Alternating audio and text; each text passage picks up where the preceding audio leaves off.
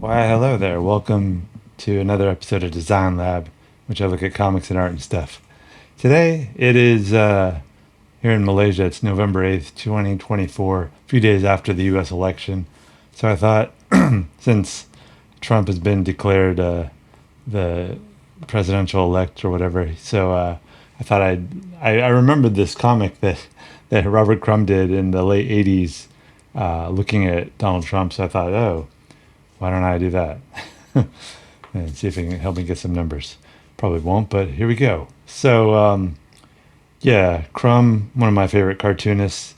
This is done in Hup, which is I don't remember how many issues it ran, just like 4 issues or something. It says for mean spirited adult males only, um, romping girls and existential smut. And on the cover it says, "We got Mr. Natural, Jean Paul Sartre, and Donald Trump." What a mix!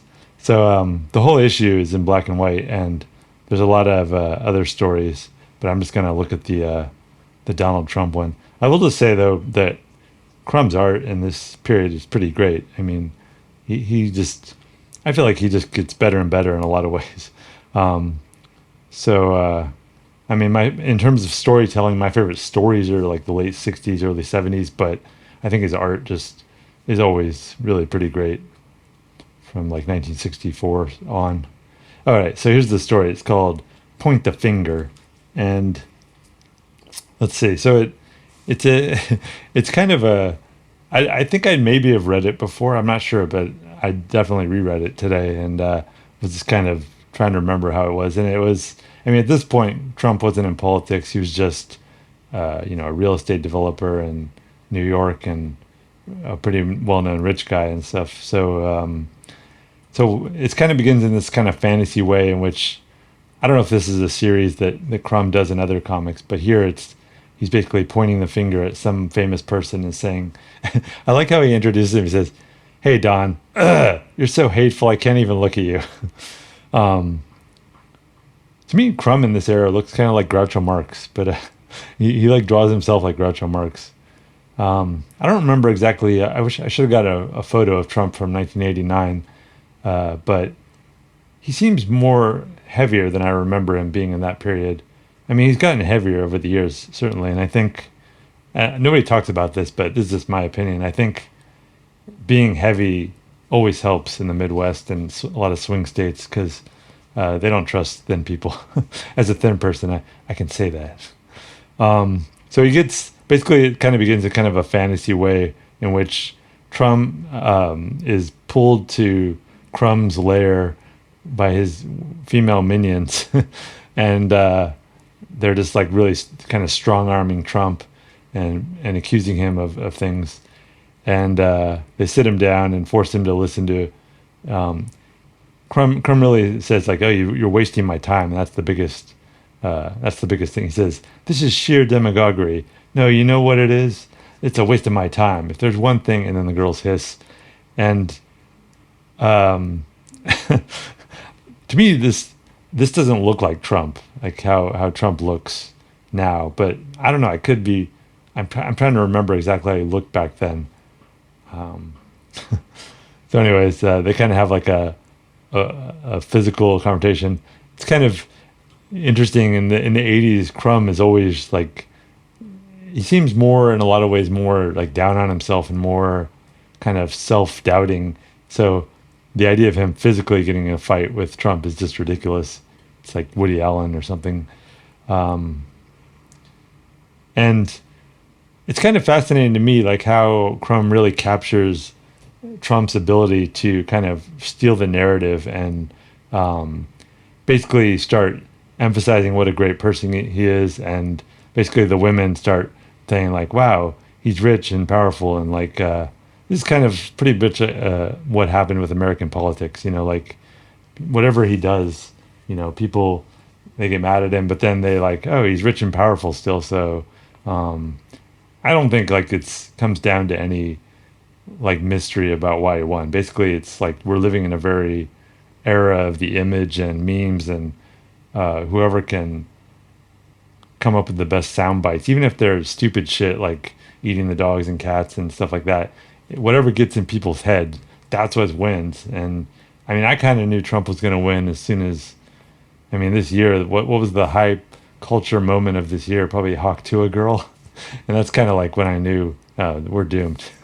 So it didn't surprise me that Trump won, and it doesn't surprise me. Um, in the story, basically, Trump defends himself and says, "Okay, I'm a hustler. I'm having fun," but and basically he just starts attacking Crumb, and it's switching the focus around. So I think in the sense that Crumb did a pretty good examination of how Trump works, and how he's very good at like realigning the narrative and basically attacking others rather than worrying about the attacks on himself. And I think, yeah, the women switching over to Trump's team is pretty much accurate.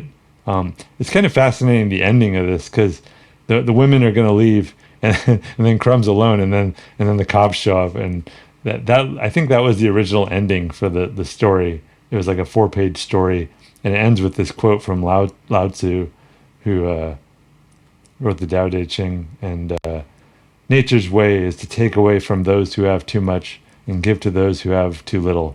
Man's way, on the contrary, is to take away from those who have too little, to give more to those who already have too much.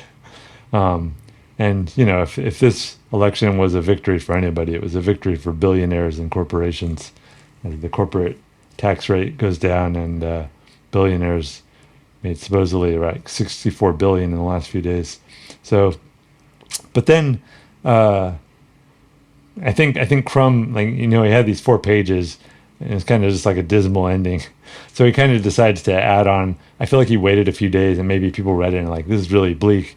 So he kind of goes back to it and redoes it, and instead of Trump winning, the women basically dunk Trump in the toilet, which is, it's a fantasy sequence, and then Crumb gets the girls, and it ends in like a fantasy. But then Crumb says at the end, "I love it too, Stan, but the first ending was more realistic, hate to tell you." And it was definitely more realistic. So I think this is pretty typical for Crumb in this period. It's tackling a real person, real issues, but then also kind of being unable to deal with the reality of it. He has to go into some kind of fantasies, otherwise it just becomes utterly bleak. And I don't know what we're going to do to deal with the utter bleakness of the next 4 years. We'll see. My guess is Trump will be dead within 2 years. I don't see him. He doesn't seem very healthy, and I just don't see him lasting that long. But we'll still have his minions to deal with, and the billionaires are not going anywhere anytime soon. So anyways, from 1989, this was the Robert Crumb's attempt to dismantle Trump. It'd be fascinating to see him do something like this nowadays, looking at Trump or Elon or any of these assholes running our system. But seems like Crumb. Also, there's a funny part. Where is it? Let's see. Where Crumb says, I mean, he compares Trump to this Roman emperor, and then he says, where is it? He talks about like how it's great that he's able to do these kind of things. Can't find it though. That he lives in like the world where he can criticize. But nowadays, Crumb's living in France, I believe. Last time I heard. Can't find it though.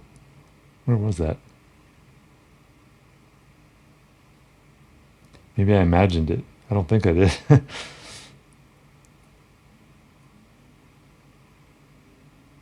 Yeah, but basically, Crumb's definition of Trump is he didn't ask to make an appearance, but we brought him here anyways.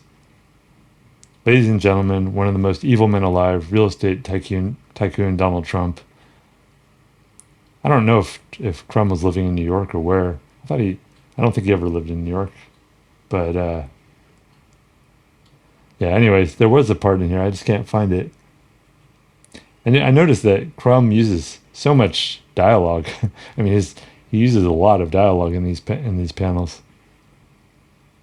which usually I don't like, but I feel like Crumb's dialogue is pretty good. And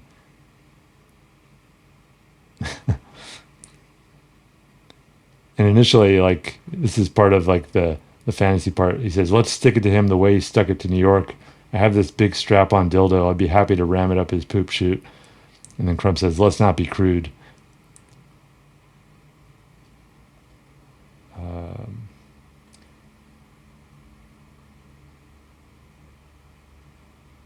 Trump kind of stokes his ego and says, "It's a shame. I perceive you as a very talented artist." Um, anyways, yeah, if you want to read it, it's in Hup number 3, and a lot of other great stuff in here, this issue, Mr. Natural, and so on. But like I said, Crumb's art in this period is phenomenal. Check it out. Oh, I'm back for just a sec. I did find the part I was talking about. It says, "And isn't this a nutty kind of country where you can draw any irreverent, degrading thing you want about the most powerful people and nobody cares? You don't get jailed. You're not persecuted. They just ice you out of the marketplace. Ha ha ha." And that's pretty much what's happening online now too. It's like you can criticize all you want, but basically the algorithm's going to weed you out. So enjoy it.